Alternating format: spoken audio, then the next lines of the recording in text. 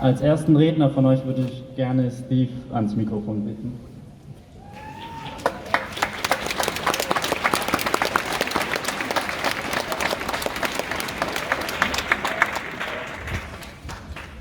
Rassismus, Gewahrsam, Tod. Die jahrhundertelange Implementierung des Rassismus, forciert durch den Kolonialismus, zieht globale Folgen nach sich. Folgen in weitreichende Teile der Gesellschaft, ihren Individuen und ihrer staatlichen Institutionen. Eine der schlimmsten Folgen des Rassismus ist der Tod. Der Tod von Menschen in Gewahrsamssituationen aufgrund von antischwarzen Rassismen ist eines der ausschlaggebenden Themen, weshalb wir uns heute hier versammelt haben. Wir sagen ihre Namen: Breonna Taylor, George Floyd, Ahmaud Arbery, Achidi John, Ndeye Mariam Sarr, Uri Jalloh, Robbie Wasame und unzählige weitere Opfer, welcher der institutionelle Rassismus durch Polizeigewalt herbeigeführt hat. Sie sind Opfer der wissenschaftlichen, gezielten Implementierung von Rassismus. Sie sind Opfer der unzureichenden Aufarbeitung von Rassismus sowie seinen gesellschaftlich-historischen Ursachen und seiner Existenz. Wir alle wachsen aus diesen genannten Gründen in einer Gesellschaft auf, in der Rassismus allgegenwärtig ist. Er ist gegenwärtig in Gedanken, Erleben und Handeln der Individuen mit jeglicher Tragweite. Alle heute hier genannten Menschen erfuhren diesen tödlichen Rassismus in Gewahrsamssituationen, sei es in den USA oder aber auch in Deutschland. Sich in Gewahrsam zu befinden, ist eine Situation, in der Menschen institutioneller Macht und ihren Vertretern schutzlos ausgeliefert sind. Solche Situationen können Verhaftungen, Haftanstalts-, Krankenhaus-, Asylsuchenden- und Geflüchtetenheimaufenthalte sein, in denen eine institutionale Fürsorgepflicht besteht. Definition gemäß der Kampagne Death in Custody. Ungefiltert treffen in diesen Situationen institutionelle Macht und unreflektierte, individuell internalisierte Rassismen aufeinander. Die Folgen für Betroffene von antischwarzen Rassismus in Gewahrsamssituationen sind weitreichend. Racial Profiling, übermäßige, unverhältnismäßige körperliche und seelische Gewalt, Tod und fehlende gerechte Aufklärungsverantwortung mit gegenseitiger Deckung durch involvierte Institutionen. Eine reale Darstellung durch Justiz und Medien findet hier meist nicht statt.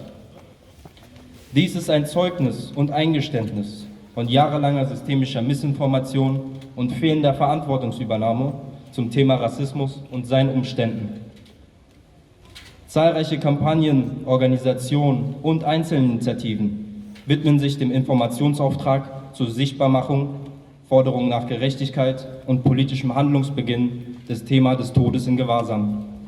Um einige zu nennen: die Kampagne Death in Custody, die Kampagne für Opfer rassistischer Polizeigewalt, die antirassistische Initiative, die Taz und zum Beispiel die Uri Jalloh-Initiative. Allein die Kampagne Death in Custody hat seit 1993 bis heute insgesamt 136 Todesfälle von Menschen of Color sichtbar gemacht und recherchiert, hier in Deutschland. Es gilt für die deutsche Gesellschaft, sich auch zu diesen Fällen zu informieren, geschlossen solidarisch zu sein, sowie Rechenschaft und Gerechtigkeit zu fordern. Der Wille nach Verantwortungsübernahme in der Mehrheitsgesellschaft für die aktuellen Fälle war selten so groß wie in dieser Zeit. Menschen zeigen sich heute solidarisch mit Kämpfen gegen antischwarzen Rassismus, welche seit Jahrhunderten geführt werden. Doch wie wird es morgen sein? Solidarisierung und Verantwortungsübernahme erzeugen nur reale Fortschritte, wenn sie zu dauerhaften soziopolitischen Grundeinstellungen der Handlung aller werden. Solidarisierung und Verantwortungsübernahme werden jedoch keine Fortschritte erzeugen, wenn sie von der privilegierten Mehrheit reaktiv, doch temporär und ein Trend zur antirassistischen Selbstprofilierung auf den sozialen Medien bleiben. Auch die Verschiebung des globalen und deutschen Rassismusproblems auf die Vereinigten Staaten sind hinderlich bei der Forderung nach Solidarisierung und Verantwortungsübernahme.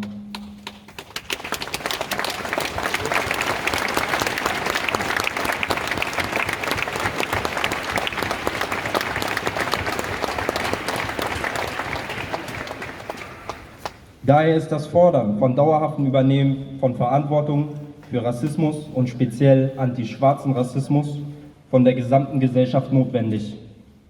Dies geschieht durch stetige Bereitschaft zur Information, andauernde Solidarisierung und dauerhafte Reflexion. Nur so lassen sich die globalen und individuellen Auswirkungen sowie die Existenz des Rassismus bekämpfen. Aber eine Frage bleibt den lange und seit Jahren ermüdlich Kämpfenden. Wie wird es morgen sein? Dankeschön.